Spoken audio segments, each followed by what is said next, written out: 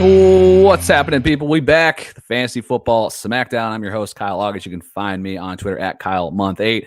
And back in the saddle off after a week off, Jake Rip at Jake Takes FF. What up, bro?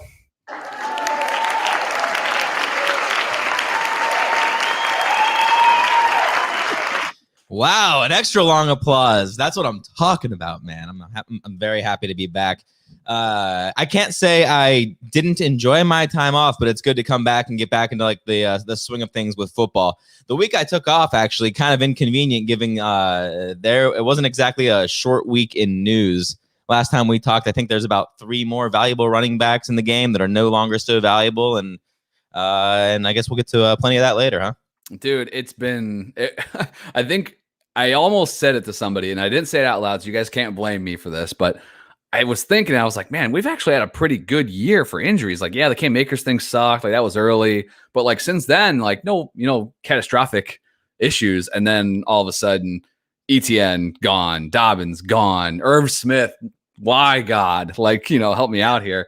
And T.Y. Hilton. But, there's some names that have already been coming off the boards. And when you're looking at your draft boards and from your mid-August drafts, things are looking a lot different.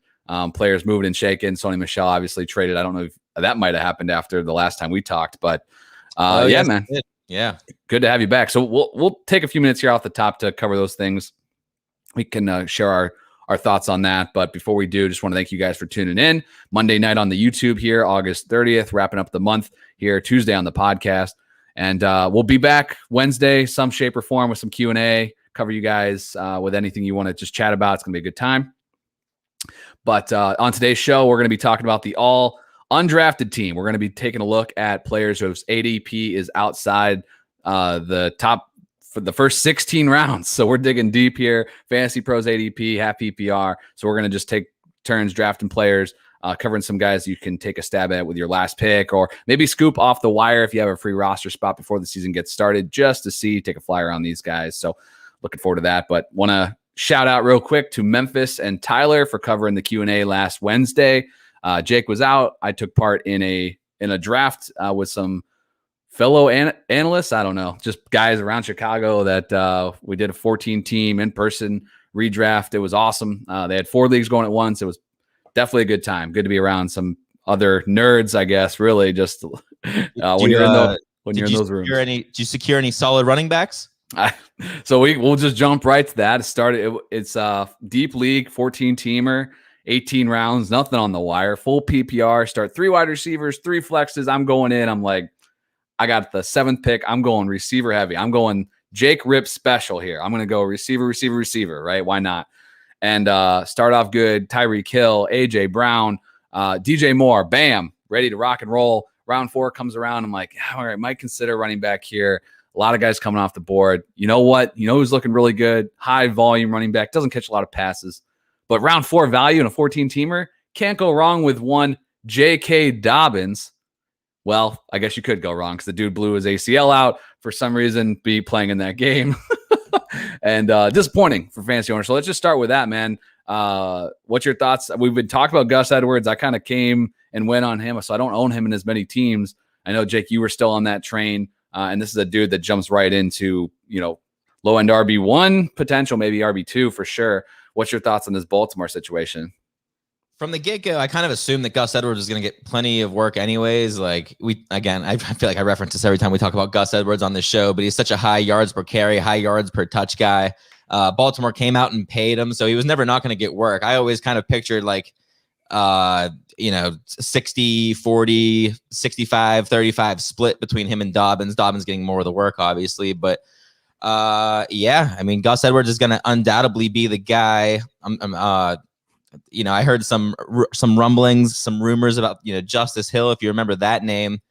He was a hot name in the streets for a minute. But now the reports are saying that Tyson, or is it Tyson? Williams. Your guess is as good as mine. Yeah, I'm sure I probably butchered the name on both of those pronunciations, but it seems like this guy's stood out in preseason. He stood out in training camp, and the beat reporters are picking him to be the RB2 in that offense, and that is significant because When Gus Edwards was the RB2 in that offense, I was all about it. I'm trying to find where I had him ranked here.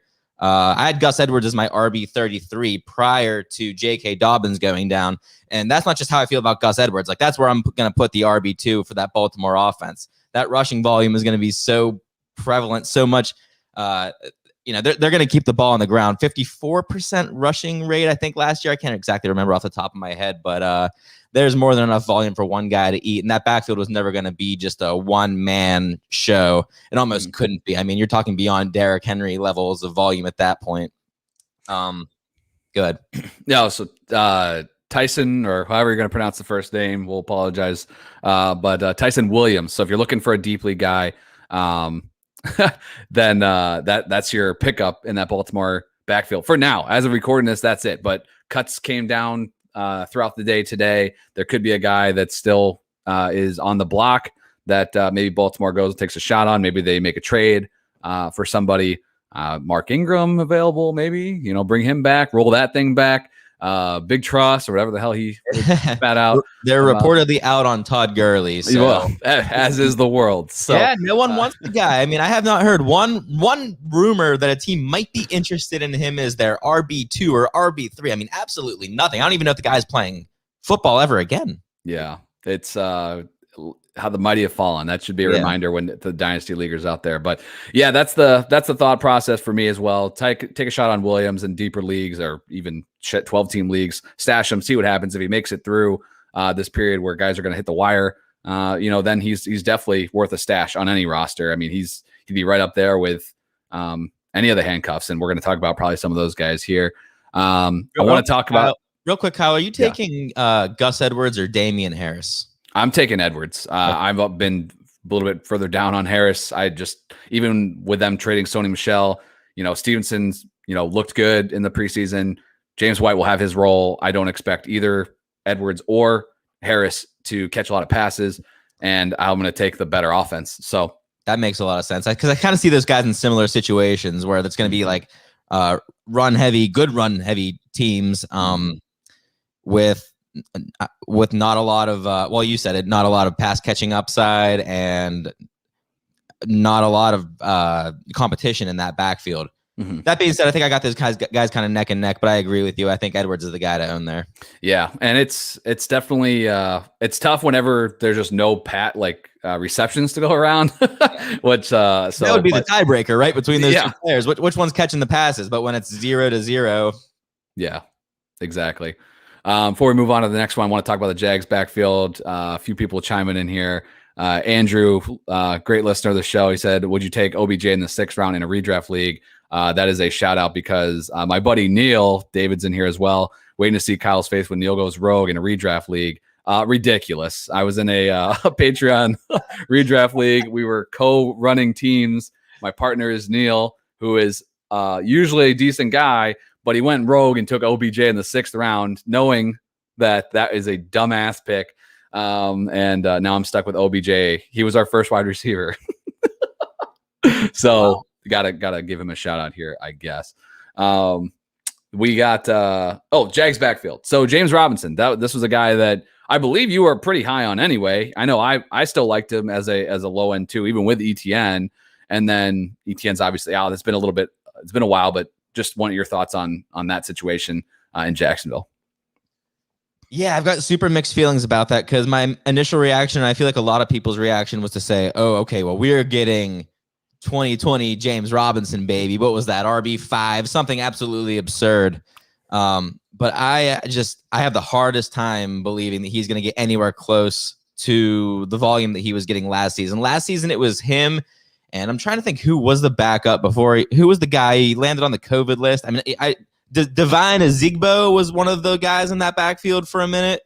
Yeah, yes, it was. I mean, no names, dude. I don't know who I can't remember their names. They were that irrelevant. Yeah. James Robinson was the guy by default, and that's why he was getting a league leading opportunity share in that backfield. And even though the Jaguars weren't a good team, if you're getting all the carries, you're getting all the targets out of the backfield, you are going to be a super valuable running back. And maybe he gets a fraction of that this season, but the truth is it's a total wild card. We don't know what we're going to get out of him because Urban Meyer could be doing something completely completely off the wall from what the previous coaching staff was doing in Jacksonville. It's a bummer to see ETN out. I was looking forward to it. I really did think he was going to be outperform his ADP. He was going to be one of those baller pass catchers. It's a bummer that we're not going to get to see him until 2022. I'm trying to see here. Actually, let me pivot to where I had James Robinson before. He was my RB 31.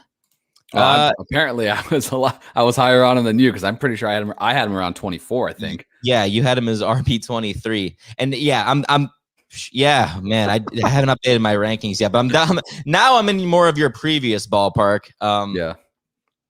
Yeah, I don't know, man. It's tough because it's a gamble, and especially now, I feel like you're not going to get him at any sort of value. You could have weeks ago, even without knowing about this injury, and we talked about that on one of the Q&A shows with Memphis, that all the beat reports were saying that he's going to get all the carries anyways. Like Urban Meyer is sending him out there as the starting running back. Their first game is against Houston. Like it seemed like it was going to kind of be like a wheels up situation for James Robinson. But now that people know that Travis Etienne isn't there, then that's all they have in their eyes. That's all you can see is tunnel vision and his 2020 stat line. And I feel like that's going to pump his ADP up to a spot where I'm not willing to take a shot on James Robinson, unfortunately. If he falls, then maybe, but I don't think that's going to happen. Again, I think a lot of people are just going to have hearts in their eyes looking at James Robinson's name on the ranking sheet. Yeah, he won't fall because it only takes one in any league. But I have him ranked right now. I would put him around 16th. I'd have him in a little Carson, Dave Montgomery sandwich. I think that's probably the spot I'd have him. I think I don't know if he has the upside of what he did last year. We've seen Carlos Hyde, whatever you think about him, he's more serviceable than the other bodies they had there last year. And obviously he's Meyer's guy. So that's where I would have him. For reference to just pulled up my rankings.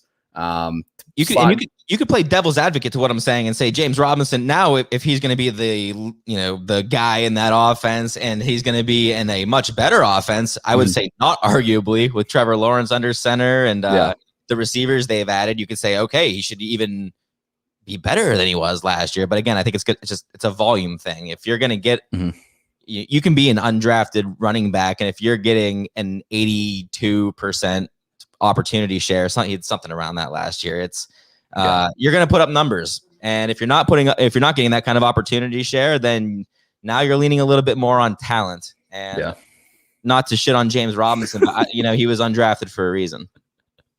Yeah, it's definitely it's going to be interesting whenever you see those regime changes. That's definitely something that should be accounted for. So we'll wrap this one up. My ranking on going back one step on Gus Edwards, I'd have him about 20th ish. I'd have him right there with Josh Jacobs. I think I like Jacobs where he's at right there, but I have him ahead of Myles Gaskin, Mike Davis, Darrell Henderson. I'd have him ahead of those guys. I just think he's in line for a pretty decent, projection compared to what we thought Dobbins was going to do. I mean, he should just slot right in. This is a guy they like. They just paid him. They brought him back. They gave him a contract. This isn't just like, okay, next man up, but not really. We don't really like him. Like they like Gus Edwards. They give him a lot of carries beforehand. And Gus Edwards is another guy that, like James Robinson, I feel like is a player that a lot of like savvy fantasy drafters aren't going to be able to grab because your regular home league guy knows that J.K. Dobbins went down, and now all they see is, Gus Edwards is the one and only starting running back for the highest or the best rushing team in the NFL. I think his ADP is just going to be something that I'm not willing to pay for. Right. Yep. Agreed. Two more things I want to talk about. One more running back situation. Again, this has been around for a week, but just want your thoughts. Rams trade for Sony Michelle, Darrell Henderson nicked up, but should be ready to go for the season. We were pretty high on Henderson beforehand. You were really high. You had it at 16. I had him at 21 before the Sony Michelle trade. So where does this shake out for you now? Man, this is interesting. This is another one where it took me a minute to soak in because the initial reaction is, Sony Michelle. He's been an afterthought. So real quick, I guess for Damian Harris, like, did you downgrade him at all because Sony Michelle existed in New England before? Oh, Was no, it no, just no, like, no. Yeah, No, not at all. exactly, right? I did the same thing. I was like, Yeah, who Sony gives a Michelle shit? he might as well have not even been on the roster. Yeah, that wasn't going to change Damian Harris's Yeah. spot at all. Yeah. All right. So let's flip it back to LA now. So now the Rams trade for him. What was your thoughts? Yeah, and actually, I mean, in retrospect, what a great move for the Patriots. A guy that they weren't going to use anyways. They've got Ramondre Stevenson. You might as well get something out of Sony Michelle right now. And also on the flip side, I think a great move for the Rams. Mm-hmm. And I don't know why, but I get this vibe that like Sean McVay just does not like Darrell Henderson. Doesn't it feel that way? Because this isn't the first time that he's gotten the opportunity to give Henderson the bulk of the carries. And there's been times where Henderson has gotten the bulk of the carries and he's excelled and he's looked good. And still, it's like I don't know if it's a lack of confidence in him or if they just felt like, ooh, this is a chance where we can get some more running back depth at a fair cost in Sony Michelle. Either way, I like the move for the Rams. It's going to knock Darrell Henderson down a few spots for me. Actually, maybe the opposite effect to the other guys. Maybe to a spot where I'm actually willing to draft Darrell Henderson. The only thing that's scary for me, and I'm far from the first person to say this, is the worry that Sony Michelle comes in and he takes goal line carries or red zone work. And just to, I said at the beginning of this, like, you think of Sony Michelle and it's like, oh, he's been a disappointment this season. I'm looking at his stats on Player Profiler. The dude was balling last year. I'm talking number 1 in the league in yards per touch, 6.55 yards per touch, 5.18 yards per carry. That was second in the league. 7.6 breakaway run rate. That was second in the league. Like the efficiency numbers were there for Michelle. Yeah. And maybe it's a similar situation to what I'm saying with the Rams, like with how McVay doesn't like Henderson. Maybe Bill Belichick's got beef with Sony Michelle, but I mean, let's not forget this is the guy who was sharing a backfield with Nick Chubb, the guy who was drafted ahead of Nick Chubb. Maybe oops on the Patriots part, but at one point these guys were neck and neck as far as talents go. What was your initial thoughts? My initial thought was like, who gives a shit? It's like, we didn't care about Sony Michelle in New England. Why do we care about him in LA? But I mean, I was also looking at some routes. I'm like, oh, dang, I kind of have Xavier Jones in a few spots. I have Jake Funk in a few spots, and I was like, all right, well, Sony's going to hop those guys. They just paid like a, conditional 4th or whatever for him. So I was, the thing is, I don't really expect, Michelle to come in and be, a great pass catcher. But yeah, that I had forgotten when I look back, I was like, Michelle actually was playing pretty well. Yeah. If you remember, like we'll roll like quick rewind to last year, Damian Harris getting camp hype, breaks his hand or whatever, and is pupped, right? So now it was like, okay, Sony Michelle is just a seat warm, keeping the seat warm once Harris gets back. And then in the natural Patriots way, the injuries lined up perfect where Michelle that was playing well then got hurt right when Harris was coming back, and then the backfield flipped to Harris. So, I think Henderson's still the lead guy there. I had him inside my top 24. I know obviously you did, like we talked about, but for me, that bumped him back a bit. Like for me, I'd rather just take the shot probably on the wide receivers, to be honest, that are in that range, but I'd rather take Gaskin, Mike Davis. He's right. He'd be right there probably then, maybe with like Hunt, and Mostert, Edmonds. Like he was a tier ahead of those guys, and now he's kind of mixed in the middle of there. And for me, Sony is definitely a guy that I'm taking in that like James Conner, Melvin Gordon range. That range where I'm not taking running backs. Probably not. Yeah. So, but I don't mind taking the shot. I know I was in a league where we'd already drafted, and I spent about 20% of my fab on Sony Michelle because I had just lost ETN. And so I know that unfortunately this situation we're in, but I don't think that either. I don't think Michelle is like a long-term fix like Edwards and or Robinson are, right? Those types of things. But I'm afraid it could be like a hot hand situation too in Los Angeles. Like I guess maybe that's why last year. Yeah. And I guess overall, like just to box this whole thing up, put a ribbon on it. I think I'm off this backfield, man. Like I don't want Darrell Henderson knowing that there's a chance that they get down to the red zone and then they give the ball to Sony Michelle. I mean, I can't handle that all off season. My blood pressure is going to be through the roof. I'm going to have high anxiety. I can't take that kind of stuff during the season. And just the car, I was in a few leagues. I remember when Akers went down, like dynasty leagues or keeper leagues, and it was like, oh, I had to have Darrell Henderson.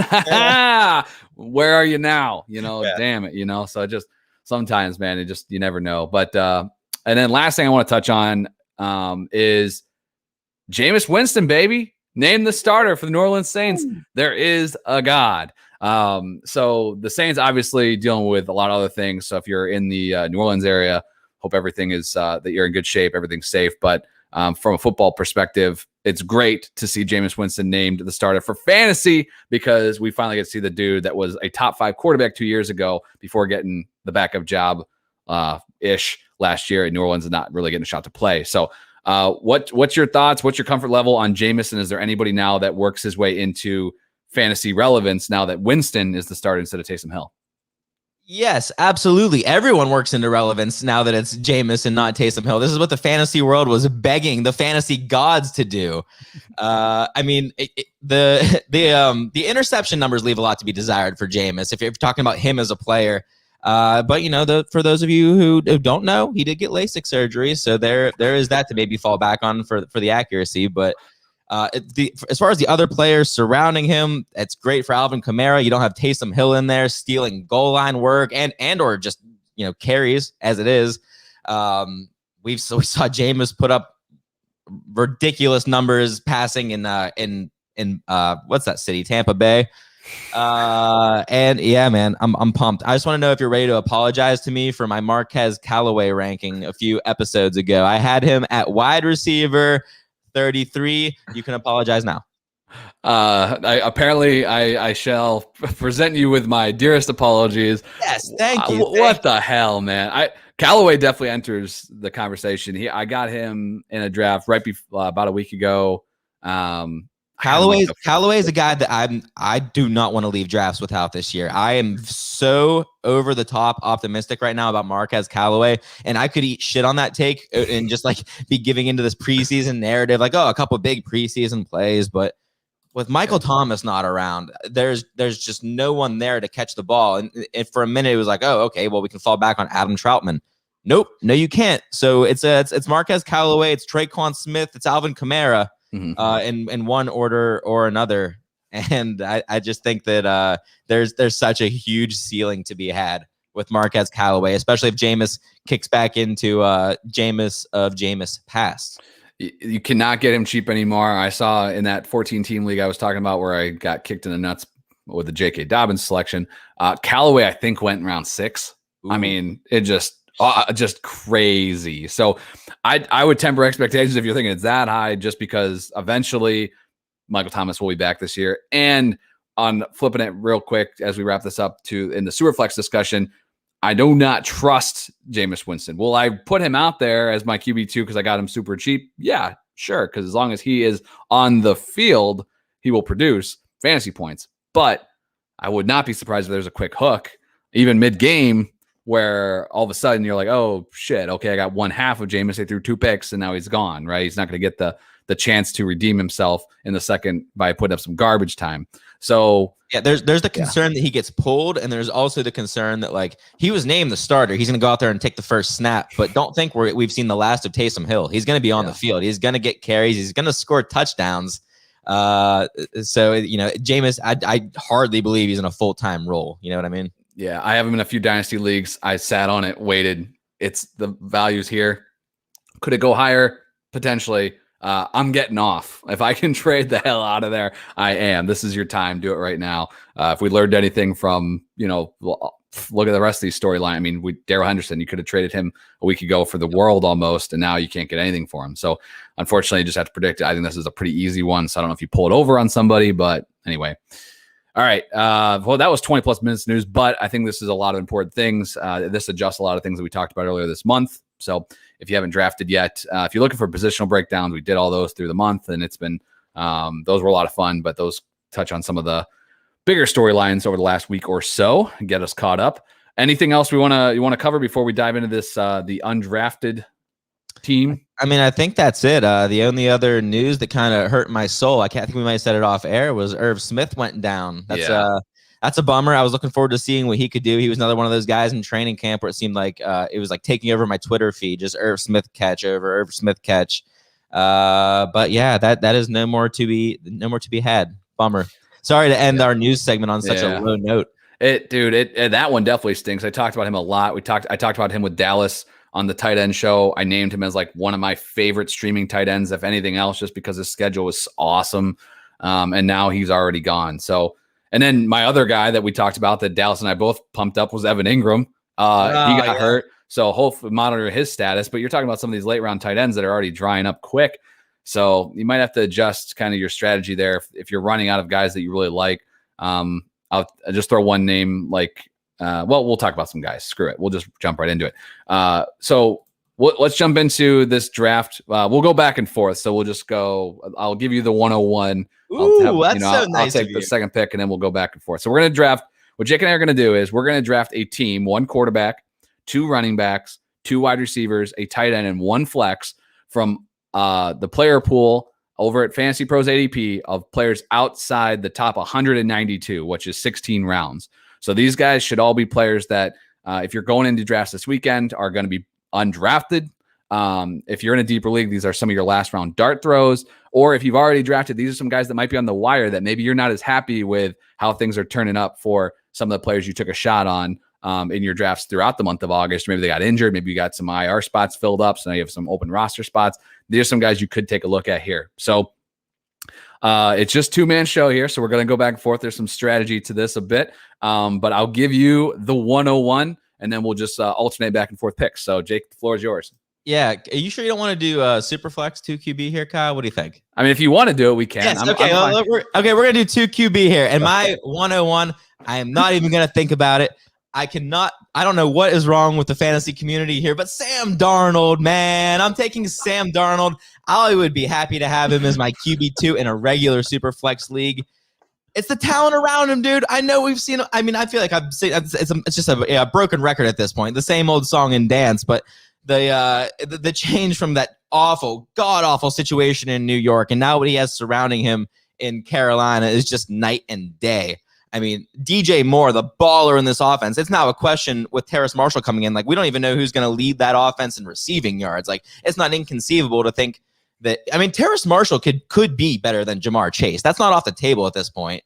We can get into Jamar Chase drop ski issues here in a little bit, but that the offense I think is set to be insane. CMC alone. I mean, we're talking. You can just see it. A little screen pass, little dish pass. CMC does the rest of the work. You don't need Sam Darnold to excel in any way. I think he played 1 game in the preseason, if I'm not correct, but it was a solid preseason game. I had that stat in front of me. I'm going to filibuster here for a second because I wanted to find I was going to say I'll roll through I talked about him as a streamer before. I love Sam Darnold to start the season. If you want to pair him with a guy like Trey Lance or Justin Fields on the ultra cheap, because Darnold, again, going undrafted. He starts the season Jets at home, Saints at home, which is a tough defense, but then at Houston, at Dallas, Philly at home, Minnesota, the Giants, the Falcons. I mean, my God, there's like maybe 2 defenses in there that you're slightly concerned about, but a great stretch of games and tons of weapons around him. So I'll just throw that out there to pump up your Sam Darnold pick. In the preseason, he was 19 of 25, 162 yards, 2 touchdowns, and no interceptions. Or that was in the preseason finale against the Steelers. 6.5 yards per attempt isn't sexy, but again, when you're talking about guys that are such playmakers in the open field, like I think that's something that isn't accounted for enough. It's something I think about a lot with Jimmy Garoppolo and Trey Lance in that San Francisco situation. Those guys who are so good after the catch, where if you can just get them the ball on a slant or on a screen, it's going to do wonders for the quarterback stats in the end. I'm still shocked at this point that Sam Darnold is so. I mean, are you this low on Sam Darnold? I feel like you are. Not as low as where ADP has him right now. I mean, it has him behind guys like Cam Newton and Jared Goff. That is so stupid. I mean, I just don't. Taysom Hill technically right now Darnold is completely buried, and I've seen even a little, some deeper 1 quarterback leagues where he's still just not being drafted, even though guys are taking backups. Yeah, I don't know. Take the shot. You'll know right away whether he's worth it or not, because he's got some really good matchups. So, well, tell me this: is Sam Darnold your favorite of the quarterbacks being taken after what was the cutoff? 192 overall. Yeah, he was at the top of my list as far as the undrafted guys. So now that we changed this to super flex on the fly. Well, this gave me the 101. I'm like, we're gonna do super flex now. Nice. So my other question is before we continue on, do we want to total these up at the end of the year and see total points, which team was better? Yeah, I think we should. Okay. We have to. All right. Well, that might change some strategy as well. But, so, all right. So we got Sam Darnold off the board. I like that call a lot. He's definitely of the guys that are, and I'll just lay this out for you guys. You got Derek Carr, Newton, Taysom Hill, Carson Wentz, Daniel Jones, Jared Goff. And then you got a lot of the guys that are going to split time or backups. I mean, Sam Darnold to me just jumps out as the obvious pick if you're looking for quarterback. These names are definitely gross already. I have some guys. I'm surprised at how many of these names after 191 I actually don't hate. Like I put together a pretty respectable list of names where it's like, you know what, I might draft some of these guys. There definitely are a bunch of names. I just don't like, as I'm sitting here with the 102, if I don't go quarterback, who's the first obvious? Is there an obvious non-quarterback? There's some guys that I like that maybe are the long-term plays that aren't going to give me the points right away. I think I'm just going to go that route, even though we might total this up at the end and see how it goes. But I'm going to go with a guy that is injured off the bat here because this is a guy that if he's falling in your drafts or going undrafted, I like the early reports that, I think he's going to be back. It's sounding like a little bit earlier than expected, and that's Rashad Bateman. I just think that he's going to be the wide receiver one in that offense. He's obviously extremely talented. We have a bunch of other rookie receivers that are all going keep creeping up draft boards. I mean, I thought I was going to end up with a lot of Terrace Marshall and Elijah Moore. These dudes are going in like the 8th round now. And I'm just like, holy crap. I'm like, I think I'll just wait, I guess, and not do that. But I think Bateman is just a guy that will be worth stashing, if you have an IR spot, that's an easy, guy to draft, stash, and then go pick up one of these other guys that we're going to talk about here later on in the show. So Bateman's going 195 overall right now, so he's just outside that range. But if you're in a pretty standard draft, I mean, he could be going undrafted right now. So I'd take a shot on him with one of my later picks and just know that I'm going to autofill him right into my IR spot. And then I think I mentioned it on another show. The bye weeks actually start a week later than I usually remember them starting. I don't think the first bye weeks are until week 6. So you're going to have your full complement of roster, bearing injury and all that, but like for the first 5 weeks of the season. So you're probably not going to need Bateman anyway. So that's a guy that I've picked up in a couple of drafts over the last week or so and just stash him and see how it goes. So I'll go with Bateman at the 102. Real sexy there. Any thoughts on Bateman before you take your second pick? Love Bateman. It's a guy that I've gone after, but even after the injury in a lot of dynasty leagues, just because the long-term upside is there. I think if he's healthy, he is going to be the wide receiver one in that offense. I'm not going to say easily because I think my next pick here is being a little underrated. All right. Spoiler alert is over. I'm going to take Sammy Watkins. Oh God. Because in this list of receivers I have, and let me skim through it real quick. Yeah, you could say arguably, I think he's the only guy who's going to start the season as his team's wide receiver one. There's one other one, I think, but maybe two. I think there's maybe two other ones on here. Do they play for the Lions? One of them does. I don't know, man. I'm just trying. Maybe I'm just gonna buy into the career resurgence thing, kind of like the Sony Michelle getting the change of scenery. I think Sammy Watkins even said something about the change in scenery going to Baltimore. Like his job in Kansas City was to get Tyreek Hill open, and now in Baltimore, especially at the beginning of the season without Rashad Bateman, he's the guy. Not including Mark Andrews, he's the guy. Yeah. So I guess the big argument you can make here is that Baltimore is going to be a super run heavy team, and there's only going to be so much passing volume to go around. And how valuable will that passing volume even be coming from a guy who's a little polarizing in his arm talent and Lamar Jackson? But I don't know. I think we see an improvement in Lamar Jackson and how he throws, especially with some better receivers around him. And, once upon a time, Sammy Watkins was regarded as a very good receiver. So, maybe he still has a little bit of that juice left in him.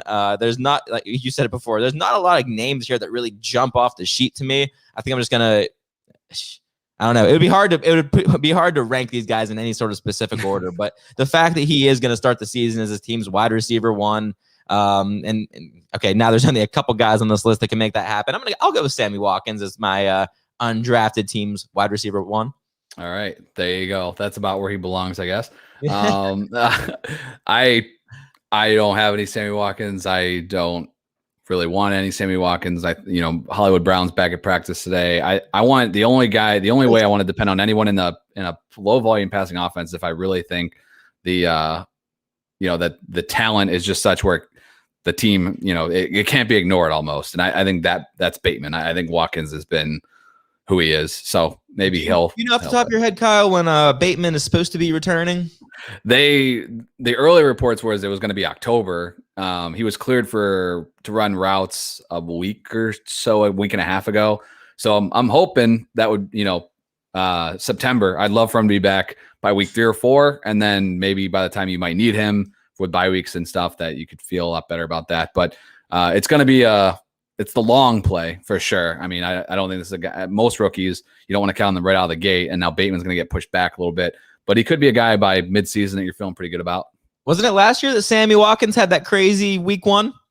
Yes, he's really good in week 1. I think he's done that the last 2 years. That's what I'm banking on. I know just Deshaun Jackson's going to be available in this draft too. Oh, there you go. You just take all the week 1 guys and you just call it. You'd be like, I'm done. We're done here. But anyway, so we got 3 guys off the board. My second pick, the running backs are really bad, which they should be. You should be stocking up, taking some flyers.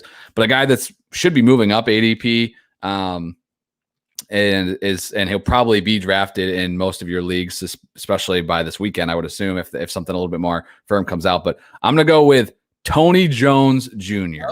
Okay. Running back, New Orleans Saints. Apparently, Sean Payton loves this guy. He's made comments that he's going to be the number 2 back, not Latavius Murray. We've seen that be a key role in this offense. Whether it was Mark Ingram or even Latavius Murray himself. Kamara is not a 220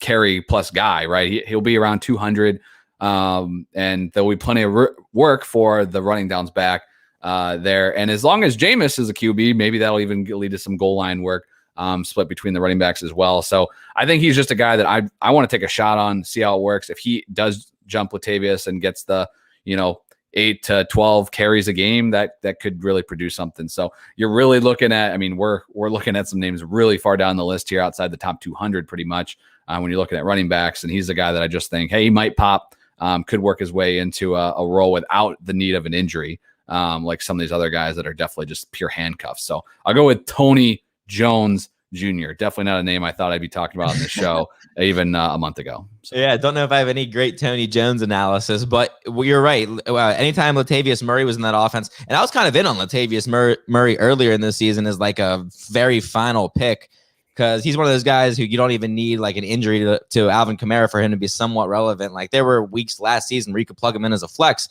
and he was playable. So in an offense with not many weapons, I don't hate that pick. There you go. I thanks for that. I guess I don't hate it. That's all you can ask for with some of these guys. That's probably going to be the best compliment you're going to get with the remaining players on the board here. Yeah. So you got Darnold and Sammy Watkins, a dream team already in the making. Who are you taking for your third pick? Yeah, man, this is ugly. And did we shout out Terrace Marshall at the beginning of this? I can't remember. I can't remember if we did or not, but yeah, he was picked 192 in ADP. So since that was our cutoff, everything after that, he did not make the list. That he would have been slam dunk the 101 if he had been on this list. And Rondale Moore, too, another player that I'm like balls deep in this year, is like 189 or something overall.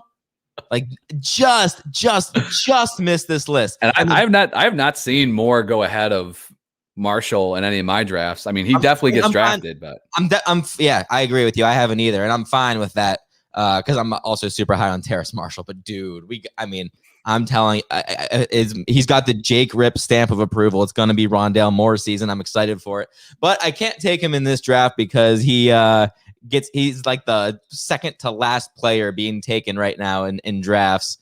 So let me call an audible here. You know what? It's a 2 QB draft. I know that you like this guy, so I'm going to take him in fear that you jump in and snag him. He was recently named the starter for the Denver Broncos, and he's being taken all the way down at, and correct me because I might have a different ADP, 330 overall right now. Yeah, about there. Yeah, that's Teddy Bridgewater, ladies and gentlemen. Steady Teddy Bridgewater. Again, Kyle, we were talking about this right before we jumped on. I think that Denver made the very obvious and very correct move, taking Teddy Bridgewater over Drew Lock, who was, if not the worst, it was between him and Carson Wentz, neck and neck for worst quarterback of the year. But Teddy Bridgewater, the accuracy thing, I mean, that is huge for Jerry Judy, a guy that I was high on to begin with. Even if Drew Lock would have been starting this season, I would have loved Jerry Judy this year. But Cortland Sutton, another guy who lost a little bit of steam since the lost season last year.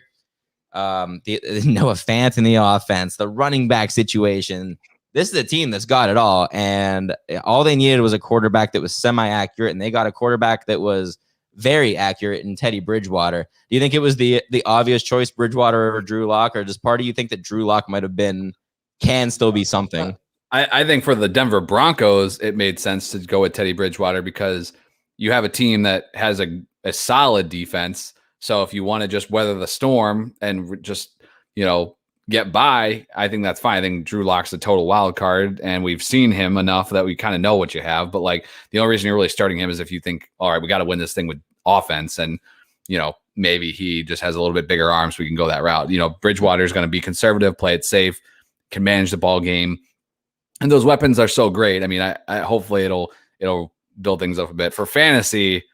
I don't want Teddy Bridgewater. Dude, I would take a shot on Teddy. If I waited on quarterback, I would take a shot on Teddy Bridgewater as my QB2. I'm looking at his preseason numbers here. 22 of 30 for 240 yards and 3 touchdowns. And then you dive deeper into that, and I credit to NBC Sports Edge because I didn't dive deeper on it, but someone did. In Denver's first preseason game, he started off going 1 for 6 for 4 yards. So even with that terrible start, he finished 22 of 30, 240 yards and 3 touchdowns. I just think it's going to, like I said, steady Teddy, man. Just slot pass after slot pass after screen. Let your receivers do the work. It's exactly how I feel about Sam Darnold. I love the talent around him, and I'm willing to bet on that. Maybe not so much the talent in Teddy Bridgewater or the talent in Sam Darnold, but I think if you throw Andy Dalton in one of those offenses, he's going to be a baller. Oof. Yeah, you like that random Andy Dalton drop? I think I'd rather have Tyrod. I mean, bro, get Tyrod over Teddy? Yes. Oh yes. My goodness, that team's gonna be so bad. Exactly. He's gonna have to do something. Teddy's just gonna be sitting there like, oh God. My job's not to screw this up. Otherwise, they're gonna Drew Lock me. You want Tyrod Taylor throwing to Anthony Miller? And Nico Brandon Collins? Cooks, baby. Brandon Cooks. Who's their tight end? Brevin Jordan. Tyrod, baby. Those guys are not on my radar here. But all right, well, you took your second QB, so now I don't have to worry about quarterback, which puts the pressure back on me. I'm gonna go with I feel like we do this, and we do this every year. The guy's been in the league this is his second year. I'm going to take the shot on Bryan Edwards. Just see if finally a receiver in this offense can break through. A lot of good reports, on him. Again, we've heard this before, but we're talking borderline undrafted. So, he's going outside the top 200. We'll take a shot here.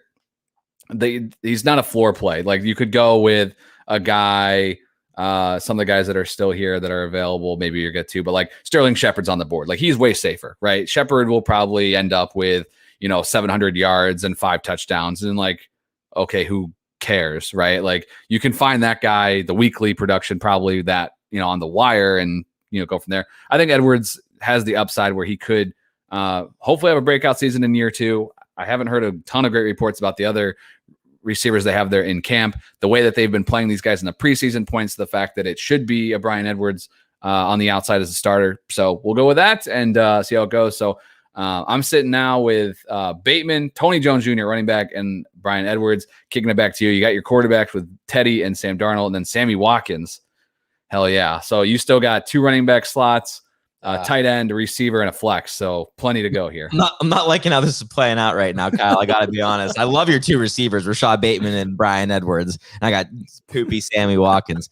Bryan Edwards, actually, I'm more confident on than I was previously. I saw that John Brown might be on the roster bubble. I mean, I don't know. By the time you hear this, he might have been cut. But that was one of my, like, maybe like in the back of my mind things with Bryan Edwards, like, John Brown, he's solid. He's going to take some receptions. Mm-hmm. But what are we looking at in that offense now? Bryan Edwards and Henry Ruggs, the top two guys? Yeah, pretty much. So they got Renfrow in the slot. Obviously, Waller is a freaking monster, but and then Kenyon Drake out of the backfield. Hell yeah. But yeah, I think Edwards' path to a breakout season is definitely there, and it's just he's going to be. You just hope he's the number 2 option, really, and go from there. But this late in the game, I like his upside compared to a lot of these other names that might be a little safer, but don't really have the ceiling he does. You sure I can't take Rondale Moore here? Damn it. You cannot take Rondale Moore. I'm sorry. Oh God, every pick here is just so gross. Okay, I'm going to go with a guy that I have maybe a little bit of truth or status on, I guess, here. And I think it was Dallas who doesn't get the seal of approval with this dude. But I think Kenny Gainwell is a super talented running back. He was a guy who I wish I had his stats in front of me right now. A couple years ago, he was one of the better running backs in the league. I think he was playing ahead of Antonio Gibson at one point. But the dude's a baller.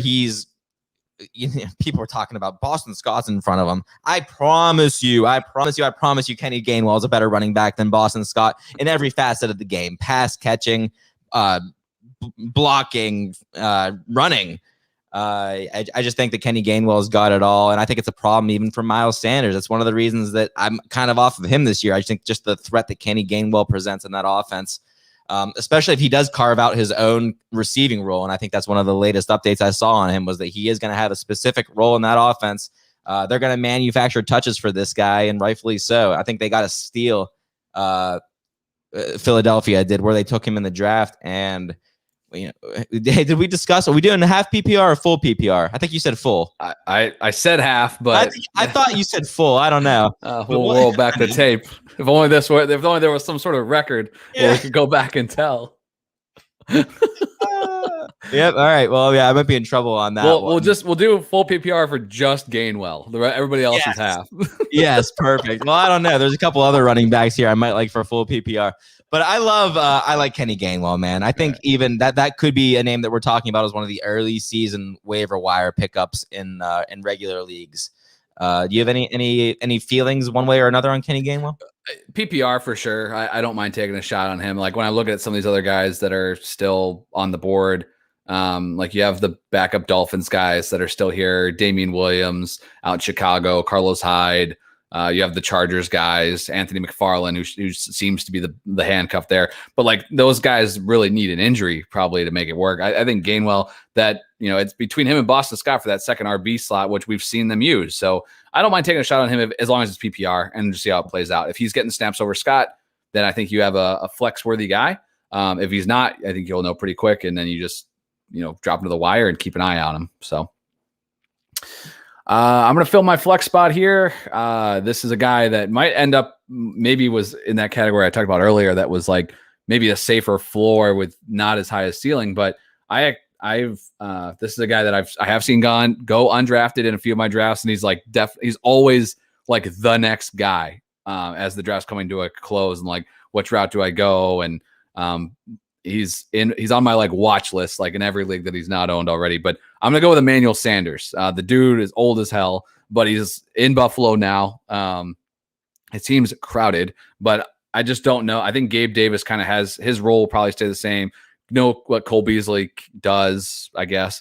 But I think Sanders can have a pretty decent sized role in this offense. Step right in, be the number 2 target. I think he's going to take some of the targets that Beasley was getting, not necessarily the slot targets, but I think Allen will look his way a little bit more. Saw the Bills, for whatever reason, played Josh Allen in the starting offense quite a bit in their third preseason game. And when you saw Emmanuel Sanders used pretty heavily there. So, could he just be a veteran presence and maybe they do try to get Gabe Davis more involved?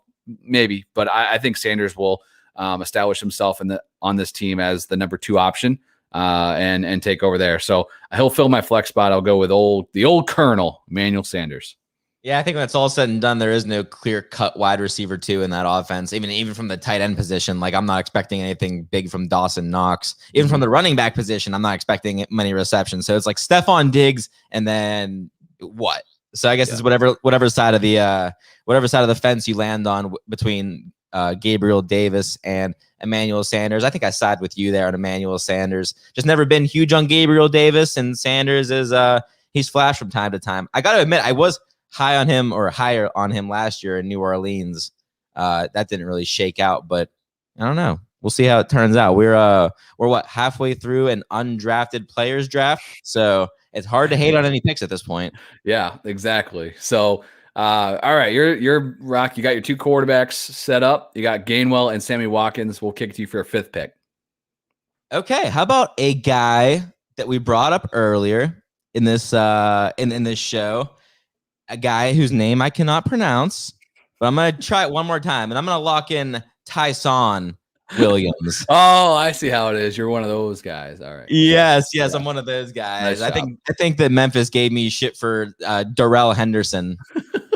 But yeah. That's all right. I always call him Rashad Penny, and it's not his name either. So you won't hear it. You won't get any crap from me. Believe me.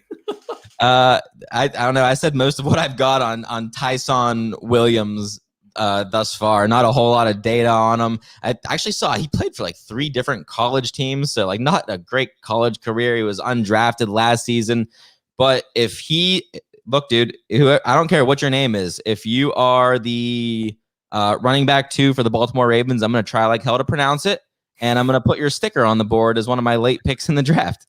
It's going to be like one of those classic, remember the commercial, TJ, who's your mama? Yes. Yeah. Maybe not butcher it that bad, but I'm going to definitely take my shot at it.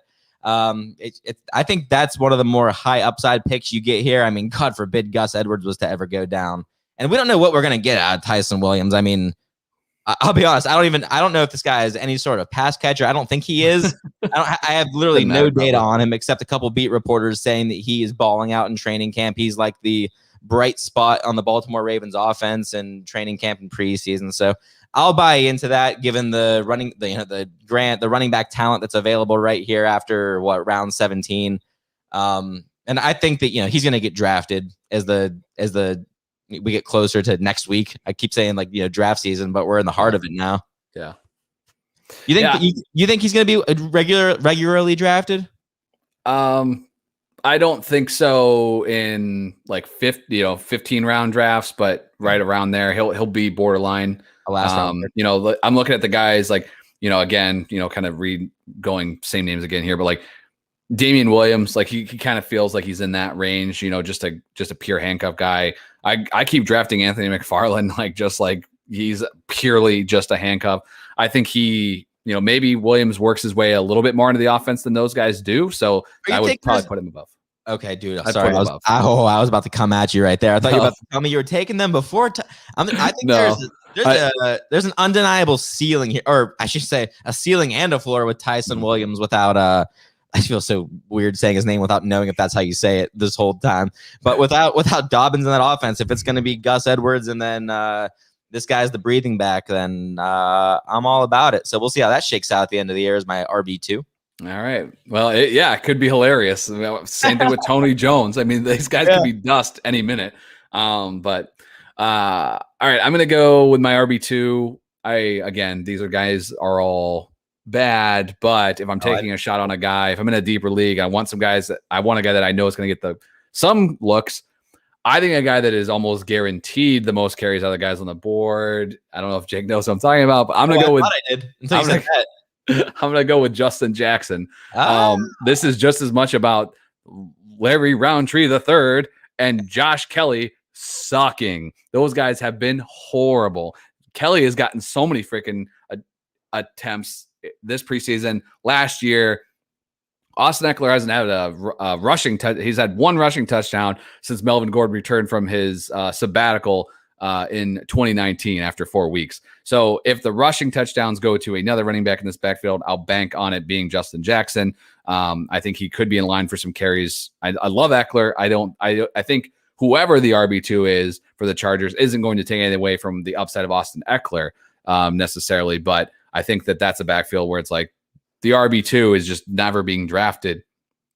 I think it's Justin Jackson just because everybody else has been so freaking horrible. So I'll go with him as my RB2. Justin Jackson, Tony Jones Jr., that's a battering ram combination if I ever saw one. So yeah, and I hate that I can't find the stat right now, and I hope someone tweets me it or something, but Justin Jackson is like, and he's like one of the top.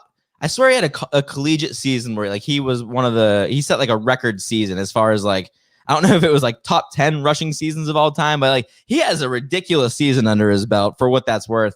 But he's been a guy he's kind of been floating around, and I've liked him. I think he's a good runner, but he just never seems to get that shot. Man, I'm super bummed I couldn't find that. I'll post it on Twitter as my first tweet in like the last couple months if I find it. Perfect. But, yeah, man, nothing else to say. I like that pick. All right, so you got 2 running backs, 1 wide receiver, 2 quarterbacks. So you have a wide receiver, a flex spot, and tight end slot still to go. So who are you looking? You know what? I'm gonna I'll take I guess you know what? I better take a tight end here, huh? If we're gonna do a little bit of draft strategy here. Hey, there you go. Yeah, Good you know work. what? Let's take the fantasy football smackdown approach to this. But now I gotta pull an audible here, see who my tight ends are. Okay. You know what I'm gonna do here? So for reference, I'll roll through this just for the list. So we got at the top ADP wise, Austin Hooper, Ferkshire, Cole Kmet, Eric Ebron, Hayden Hurst. Then you got Dawson Knox, OJ Howard. Yeah, it gets obviously extremely ugly after that, but we only need one. So yeah, and I should mention 186 overall, Gerald Everett, a guy that I love as a late round tight end, and 190 overall, Blake Jarwin, another guy I really like as a late round tight end, and then everyone after that I really don't like. But Kyle, you've got to take one of these guys, so I'll make it that much easier for you and filibuster a little more. Here's what I'm gonna do. I'm gonna take Austin Hooper off the board. There you go. Neither of us are super optimistic on OBJ. You like Jarvis Landry, I would say a little more, but probably a lot more than I do. Yes, a lot. And I don't know. I just feel like I think Cleveland understands that they didn't properly utilize Austin Hooper, a guy that they paid a poop load of money to.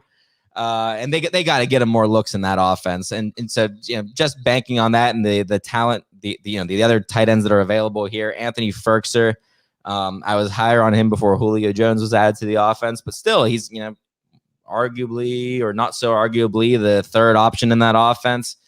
Hayden Hurst is another guy who it's easy to shit on him with Kyle Pitts coming into the offense, but there's targets to be had in an offense that's going to throw a ton. So I didn't hate Hayden Hurst either there, but I think between those three, and those three are sort of a tier for me in this undrafted compartment, or this undrafted department, I should say. I think I'll take Hooper. Would you lean Hooper over Ferkser and Hurst? I would. Hooper was top of my list. I actually have a different guy at number 2, but Hooper at Kansas City, Houston, and then Houston at home the first 2 weeks. He's a great streamer if you missed out on your guy or you have Irv Smith. And he's a guy that's readily available in a lot of leagues. So Hooper would be the top tight end as far as the undrafteds go here. If anything gets you off to a good start, you can play it from there. So I have all my spots, my running back and receiver slots are filled. So now, because I didn't need to take any quarterbacks, you took them already. So I need a tight end and 2 quarterbacks. We can't snipe each other anymore. So I'll just roll the tight end right into it. My number 2 guy behind Hooper would have been Cole Kmet. Just looking for a little bit of upside there. The quarterback situation, even if it's Andy Dalton to start, should be improved over what they had last year. I think he's been playing ahead of Jimmy Graham. Jimmy Graham is still there. I wish he wasn't, just so it'd be a little cleaner. But I think Kmet going into year 2, there's a little bit more upside there besides kind of Ferkshire or Hurst or even Ebron are guys that kind of like, you kind of know what they are.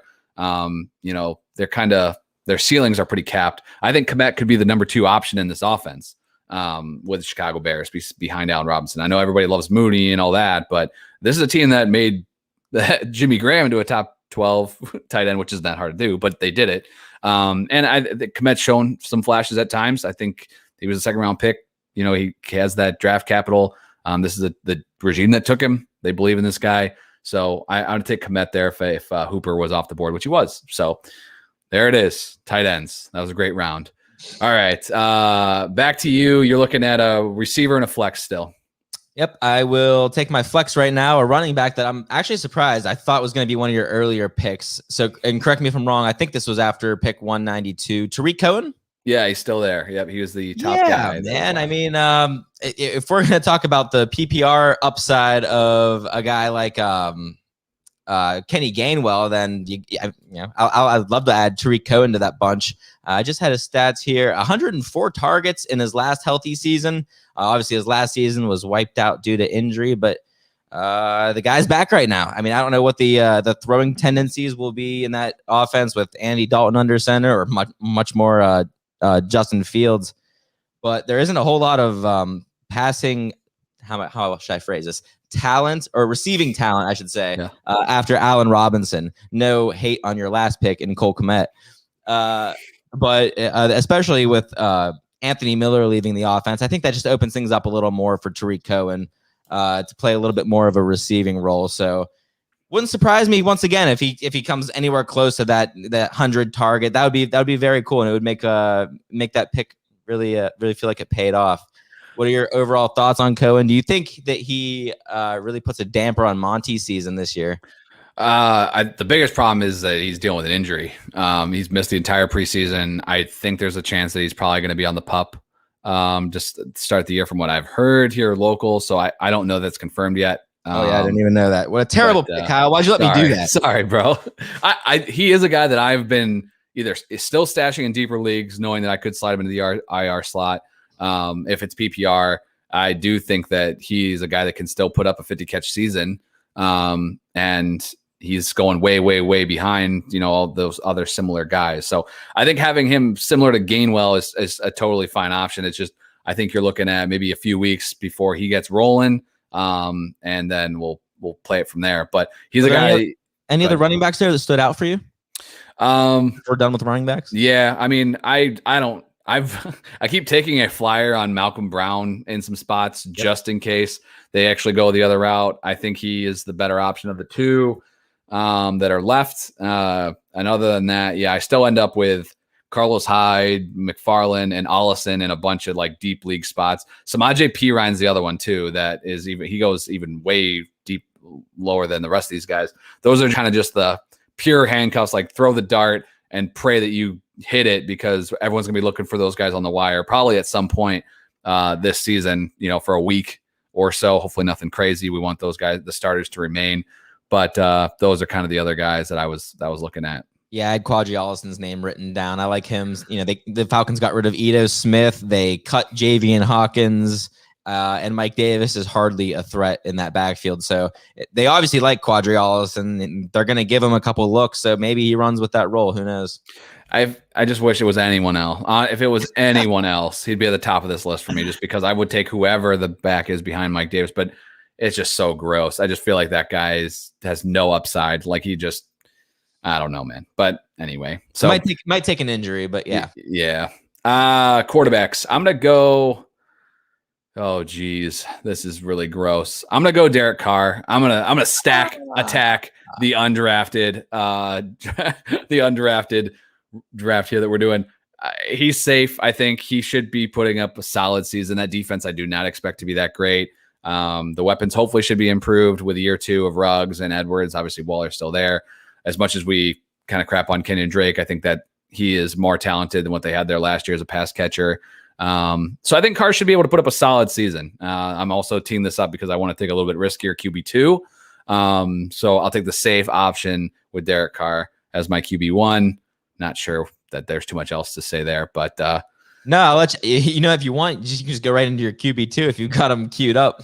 I'm going with Mac Jones. Yeah. Why not? I think this guy will be the starter sooner rather than later. I took him with that league that my partner in crime, Neil Beckham Jr., drafted OBJ in round 6. We took Mac Jones as a late pick. I love the fact getting him in Superflex as my third quarterback, especially if I have some quarterbacks with late bye weeks, because I think Jones will be the starter by then, and that's when you're going to need him. So I think there's some upside with Mac Jones. The tight ends are getting healthy there. So there's Daniel Jones is still on the board. Jared Goff. I just think I think Mac Jones has a little bit more upside than those guys. So I'm gonna go with Mac Jones and have to eat a few zeros, but I think he could be Darnold-esque, by the time he gets on the field. Maybe not that good, but no, come on now. Let's go. So, all right, wrap it up. Last pick, Mr. Relevant, we go rogue and change the draft order in the final round. I'm keeping the eighth round reversal. Eighth round reversal, baby. I'm keeping the disappointment theme of my wide receivers going. A career disappointment in Sammy Watkins and a career disappointment in Traquan Smith. And again, this is another dart throw, high upside play, and it's strictly predicated on Jameis Winston being the quarterback. I would never even consider with Taysom Hill under center. But we have on record, given with much better wide receivers and a much better offense altogether, Jameis Winston throwing for 5,000 yards as a certified blind man, practically. He has improved his vision. He is Michael Thomas is out of the offense. We're all assuming Marquez Callaway is the guy, but for all we know, and I believe Traquan Smith, he's been banged up for most of the preseason, hasn't he? Yeah, he's working his way. He is working his way back. He should be good to go for week 1, but yeah, he's been out of the lineup. Yeah, so I mean, there's a chance that we're seeing all this Marquez Callaway action, and he's getting all that work because Traquan Smith's been hurt. Traquan Smith shows up healthy, and Jameis starts peppering him. Then this is another guy that we could be talking about as a big time waiver pickup a couple weeks into the season. But yeah, anyways, not super optimistic about either of my wide receivers, but who knows, man? I might be more optimistic about Traquan Smith than Sammy Watkins. I had Traquan on my list. He would have been close there. Somebody did ask in the chat if Gio Bernard was on the board. He is not. He is already taken. He would be at the top of my list if he was out there. I'll just rattle off a few names because I think some of these names too, the man that we can't pronounce, Williams. If you're going into a draft this weekend, he's not going to be in front of people, right? He's going to be buried. You got to search, for him. Yeah. Same Tony Jones kind of could be kind of the same thing. Another guy that I think could be similar like that, not completely buried, but and his ADP I bet will rise, but Paris Campbell with T.Y. Hilton going down, I like taking a shot on him. Yeah. He was definitely a consideration for me in the spot, but going with Bateman, I was kind of I feel like maybe he's that's a little high upside there. I think Campbell's kind of similar to that. Few other names that I had, I'll just throw out that these are mainly receivers because we talked about some running backs. Lions. What was that? Did you say the Lions receivers already? I did not say Tyrell Williams. No. Some of the guys I've been taking shots on, Nico Collins, Donovan Peoples-Jones is a guy that's been having a great camp, and I think he's got a decent path to playing time. And then the last one that I had on my list that didn't get drafted was Josh Palmer, the rookie for the Chargers. As much as I do like Mike Williams and where you can, his upside for this year, hopefully can pair a big season together. I think Palmer is a guy that if Williams misses time, which he has, all of a sudden you look around, you're there's not a lot of weapons here for Herbert, and he's going to throw the ball a ton. So Palmer is a guy that I have stashed as my last round pick on a few deeper leagues. So yeah, that's what I got. Any other names you just want to rattle off here as we're closing the shop? You took care of all of my wide receivers, running backs. I think we've covered, but I did have a couple of names, super, super deep names at tight end that I thought about while we were drafting here. I've heard Juwan Johnson's name come up as the tight end in New Orleans with Adam Troutman going down. Mm-hmm. Again, I mean, we are talking super, super late stabs at the position, and I know nothing about the guy, but maybe just a name to keep in the back of your mind. But while we're talking about tight ends who can come in due to injury and maybe make an impact, Ty Conklin, right? A guy who could potentially be the number 3 receiver in Minnesota at the tight end position with Irv Smith being out with injury. So another name there. And one more, I think Kyle Granson is supposed to be the tight end to own in Indianapolis. I don't know what happened to, Doyle used to rule. Mo Alley Cox was a fun show, but I don't know. Kyle Granson must be impressing in training camp and in the preseason. So I think he's going to be the tight end to own in Indianapolis. There's definitely some deeper names there worth taking a look at. If you're in some deeper leagues, we've saw, like we mentioned, Irv Smith, Devin Ingram left the game, a few other guys that maybe haven't panned out like we were hoping this offseason. So take a shot on some of those guys late. But hopefully you guys found this helpful. These are good names to know. Once you get towards the end of your draft, especially, it starts getting away from the ADP list. A lot of times, if you're well informed, you're not picking from the guys in front of your face. You're diving off, going to your own rankings, jotting down, 15 or so players that you want to kind of target with those last few picks. So hopefully this helped you guys out just a bit here. If you're either heading into your drafts this week, or if you're looking for some waiver wire pickups ahead of the season, why not take a stab on some of these guys? So, all right. Well, there we have it. Appreciate you guys. We'll be back here on Wednesday, 9 p.m. Eastern time, just hanging out, talking football, taking any questions you guys have. So if you have any questions that didn't get answered on today's show, that's what Wednesday's for. So come out and we'll be here. So for Jake and myself, you guys take it easy, stay safe. We'll catch you on Wednesday.